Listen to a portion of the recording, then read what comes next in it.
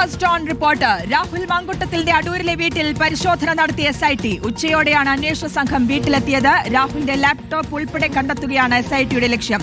എന്നാൽ പരിശോധനയിൽ ഇലക്ട്രോണിക് ഗാഡ്ജറ്റുകൾ കണ്ടെത്താനായില്ല എന്നാണ് സൂചന. മനീഷ് മഹിപാലുടെ വിവരങ്ങൾ നൽകാൻ. മനീഷ്, രാഹുലുമായിട്ടല്ല എത്തിയത്, തെളിവെടുപ്പിനുള്ള രീതിയിലല്ല, പക്ഷേ അവിടെ പരിശോധന നടത്തി, പരിശോധനയിൽ കണ്ടെത്താൻ കഴിഞ്ഞില്ല ഉദ്ദേശിച്ചു വന്നതല്ലേ? ഈ കേസിൽ ഏറ്റവും സങ്കീർണമായത് തെളിവുകളുടെ അഭാവമാണ്. രാഹുൽ മാങ്കുട്ടത്തിൽ ആദ്യം തൊട്ടേ അറസ്റ്റ് മെമ്മോയോടക്കം സഹകരിക്കുന്നില്ല. ഈ അന്വേഷണത്തിലുള്ള നിസ്സഹകരണം അന്വേഷണത്തെ വല്ലാതെ ബാധിക്കുന്നുണ്ട്. നിലവിൽ അന്വേഷണ സംഘം മണിക്കൂറുകളായി രാഹുൽ മാങ്കുട്ടത്തെ ചോദ്യം ചെയ്യുകയാണ്. അപ്പോഴാണ് സമാന്തരമായി രാഹുൽ മാങ്കുട്ടത്തിന്റെ അടൂരിലെ വീട്ടിൽ ചോദ്യം ചെയ്യാൻ SIT തീരുമാനമെടുക്കുന്നത്. രാഹുലിനെ പങ്കെടുപ്പിക്കാതെ, രാഹുൽ ഇല്ലാതെ വീട്ടിലത്തെ മാത്രം പരിശോധന 10 മിനിറ്റിലധികം നടത്തിയത്. രാഹുൽ ഇല്ലാതെ അവിടെ എത്തിയപ്പോൾ വീട്ടിൽ നിന്നും മൊബൈൽ ഫോണോ ലാപ്ടോപ്പോ അടക്കമുള്ള ഹാർഡ് ഡിസ്കോ അടക്കമുള്ള ഏതെങ്കിലും തരത്തിലുള്ള ഗാഡ്ജറ്റുകൾ പിടിച്ചെടുക്കാനാകും എന്നാണ് SIT കരുതിയത്. പക്ഷേ വീട്ടിൽ ഒരു തരത്തിലുള്ള ഗാഡ്ജറ്റുകളും വീട്ടിലില്ലായിരുന്നു. അതിനു മുൻപേ തന്നെ വീട്ടിൽ നിന്നും അത്തരത്തിലുള്ള സാങ്കേതികമായ എല്ലാ ഉപകരണങ്ങളും വീട്ടിൽ നിന്നും രാഹുൽ മാങ്കുട്ടത്തിൽ മാറ്റിയിരുന്നു എന്നാണ് നിലവിൽ അന്വേഷണ സംഘം കണ്ടെത്തിയിട്ടുള്ളത്. ഈ കേസിൽ മൂന്നാമത്തെ ബലാത്സംഗ കേസിൽ അതിജീവിതം നൽകിയിട്ടുള്ള മൊഴി അനുസരിച്ച് പ്രതിയുടെ പക്കൽ ഈ അതിജീവിതരുടെ ഉൾപ്പെടെയുള്ള ഒരുപാട് സ്ത്രീകളുടെ നഗ്ന ദൃശ്യങ്ങളടക്കം ഈ പ്രതിയുടെ ഫോണിലുണ്ട്. ഒപ്പം തന്നെ ഈ കേസിൽ ഏറ്റവും പ്രധാനപ്പെട്ട തെളിവ് ഈ പെൺകുട്ടിയുമായി നടത്തിയ ചാറ്റുകളാണ്.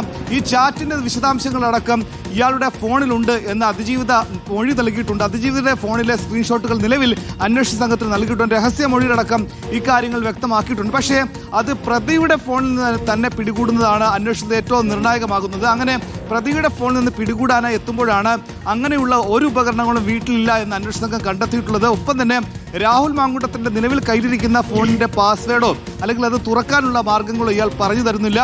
ആദ്യം മുതൽ തന്നെ ഇത്തരത്തിലുള്ള ഗാഡ്ജറ്റുകൾ അടക്കമുള്ള കാര്യങ്ങളിലേക്ക് ശാസ്ത്രീയ പരിശോധന മാത്രമേ, അല്ലെങ്കിൽ ശാസ്ത്രീയമായ മാർഗങ്ങളിലൂടെ മാത്രമേ രാഹുലിന്റെ നിസ്സഹരണത്തോടെ തുറക്കാൻ സാധിക്കുമെന്നാണ് SIT കണക്കാക്കുന്നത്. നിലവിൽ നാളെ ഉച്ചയോടുകൂടി തന്നെ രാഹുലിന്റെ ഈ കസ്റ്റഡി കാലാവധി അവസാനിക്കും. ഇത്രയും മണിക്കൂറുകൾ മാത്രമാണ് SITയുടെ പക്കലുള്ളത്. അതിനുള്ളിൽ തന്നെ ഇത്തരത്തിലുള്ള ശാസ്ത്രീയ പരിശോധനയിലൂടെയോ അല്ലെങ്കിൽ മറ്റ് മാർഗങ്ങളിലൂടെയോ രാഹുലിന്റെ ഗാഡ്ജറ്റുകൾ തുറന്ന് അത്തരം തെളിവുകൾ ശേഖരിക്കുക SITയെ സംബന്ധിച്ച് ഏറ്റവും സങ്കീർണമാണ്. കാരണം അടുത്ത ഘട്ടത്തിൽ കോടതി ഒരുപക്ഷെ രാഹുലിന്റെ കസ്റ്റഡി അപേക്ഷ ശരിവെക്കണമെന്നില്ല. ഇനിയൊരിക്കൽ രാഹുലിന്റെ കസ്റ്റഡി ലഭിക്കണമെന്നില്ല. 3 ദിവസത്തെ കസ്റ്റഡി അപേക്ഷ ലഭിച്ചുവെങ്കിലും ആദ്യത്തെ ദിവസം വൈകുന്നേരത്തോടു കൂടിയാണ് രാഹുലിന്റെ കസ്റ്റഡി ലഭിച്ചത്. ഒരു ദിവസത്തിന്റെ കണക്കനുസരിച്ച് നോക്കുമ്പോൾ ആ ദിവസം ഉൾപ്പെടെ കൂട്ടിയാണ്. അതായത് നാളെ വൈകിട്ട് 5 മണിക്ക് മുൻപേ തന്നെ തിരുവല്ലയിലെ ഫസ്റ്റ് ക്ലാസ് മജിസ്ട്രേറ്റ് കോടതിയിൽ രാഹുൽ മാങ്കുട്ടത്തിനെ ഹാജരാക്കേണ്ടതുണ്ട്.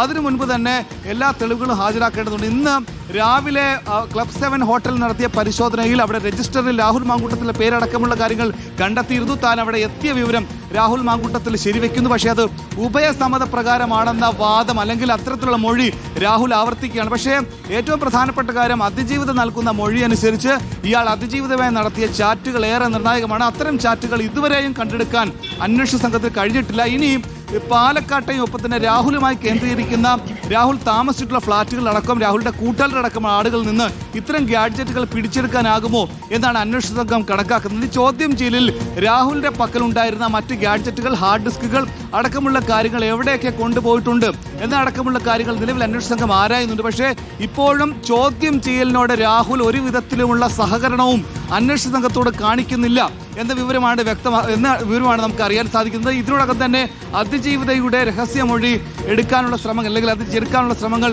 അന്വേഷണ സംഘത്തിന്റെ ഭാഗത്ത് ഉണ്ടാകുന്നുണ്ട്. നാളെ കോടതിയിൽ ഹാജരാക്കിയാൽ മറ്റന്നാളാണ് രാഹുൽ മാങ്കുട്ടത്തിന്റെ ജാമ്യാപേക്ഷ കോടതി പരിഗണിക്കുക. ജാമ്യാപേക്ഷയെ എതിർത്തുകൊണ്ട് അന്വേഷണ സംഘം അല്ലെങ്കിൽ പ്രോസിക്യൂഷൻ പ്രധാനമായി ഉയർത്തുന്ന വാദഗതി അന്വേഷണത്തോടുള്ള രാഹുൽ മാങ്കുട്ടത്തിന്റെ നിസ്സഹകരണം തന്നെയായിരിക്കും. മനീഷ്, ഈ പറഞ്ഞ പോലെ നിസ്സഹകരണമാണ് ഇതിൽ SITക്ക് ഒരു പ്രതിസന്ധിയായി തീരുന്നത്. അതിൽ എങ്ങനെ മുന്നോട്ട് പോകണം എന്നുള്ള കാര്യത്തിൽ ഇപ്പോൾ തെളിവെടുപ്പടക്കം നടക്കുമ്പോൾ പോലും എത്രത്തോളം അതിൽ സഹകരിച്ചു എന്നുള്ള കാര്യം രാവിലെ നമ്മൾ റിപ്പോർട്ട് ചെയ്യുമ്പോൾ മനസ്സിലായിരുന്നു. അതിൽ ഒരു 45 മിനിറ്റോളം നീണ്ട തെളിവെടുപ്പിന് ശേഷം AR ക്യാമ്പിലേക്ക് കൊണ്ടുപോയി ചോദ്യം ചെയ്യൽ. ഇനി അടുത്ത തെളിവെടുപ്പ് ഉണ്ടാകുമോ എന്നുള്ള കാര്യങ്ങളടക്കം എങ്ങനെയാണ് മനസ്സിലാക്കുന്നത്? എന്താണ് SIT ഇനി ഉദ്ദേശിക്കുന്നത്? എങ്ങനെ മുന്നോട്ട് പോകാം ഈ കേസിൽ എന്നുള്ളതാണ്.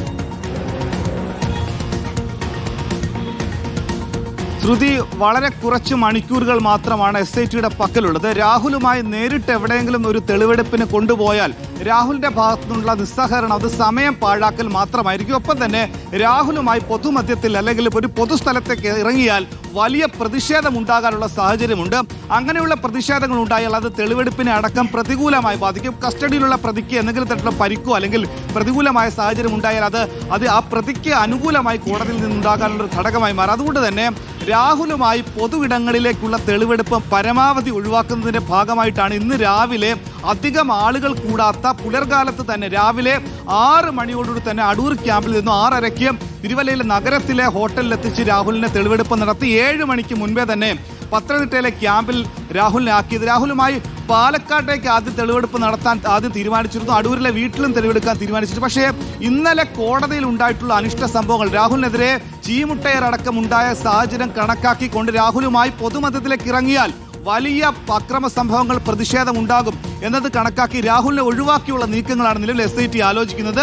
അങ്ങനെയെങ്കിൽ പാലക്കാട് രാഹുൽ ഇല്ലാതെ തന്നെ രാഹുലുമായി ബന്ധപ്പെട്ട ഫ്ളാറ്റുകൾ, വീടുകൾ, അവിടെ രാഹുൽ താമസിച്ച സ്ഥലങ്ങൾ, രാഹുലിന്റെ കൂട്ടാളികൾ അടങ്ങുന്ന ആളുകളിൽ നിന്നും ഇത്തരത്തിലുള്ള ഗാഡ്ജറ്റുകൾ പിടിച്ചെടുക്കാനുള്ള നീക്കം സമാന്തരമായി SIT നടത്തുന്നുണ്ട്. SIT 1-2 ടീമായി ഒരു സംഘം രാഹുലിനെ നിലവിൽ സമാന്തരമായി ചോദ്യം ചെയ്യുമ്പോൾ മറുസംഘം ഇപ്പോഴിതാ അരമണിക്കൂർ മുൻപേ രാഹുലിന്റെ വീട്ടിൽ പരിശോധന നടത്തിയതുപോലെ മറ്റ് പലയിടങ്ങളിൽ പരിശോധന നടത്തുകയാണ്. അങ്ങനെ നാളെ ഉച്ചയ്ക്ക് മുൻപേ രാഹുൽ നിന്നും ലഭിക്കാവുന്ന പരമാവധി വിവരങ്ങൾ ശേഖരിച്ച ശേഷം മാത്രം ജുഡീഷ്യൽ കസ്റ്റഡിയിലേക്ക് രാഹുലിനെ വിടുക.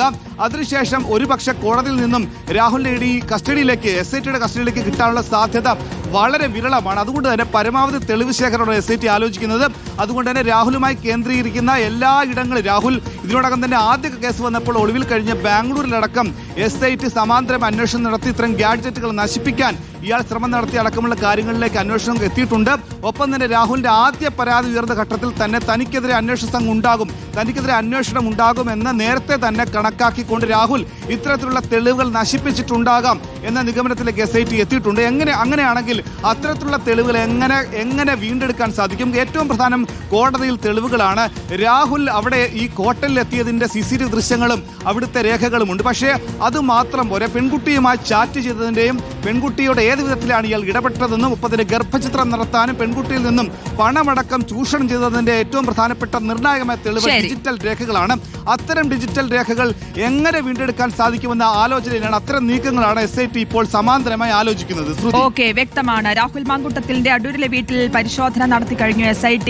അത് പരിശോധന രാഹുലിന്റെ ലാപ്ടോപ്പ് ഉൾപ്പെടെ കണ്ടെത്തുക എന്ന് ലക്ഷ്യമിട്ടുള്ളതായിരുന്നു. പക്ഷേ ഒന്നും കണ്ടെത്താൻ പരിശോധനയിൽ കഴിഞ്ഞിട്ടില്ല. മനീഷ് മഹിപാലാണ് വിവരങ്ങൾ നൽകിയത്.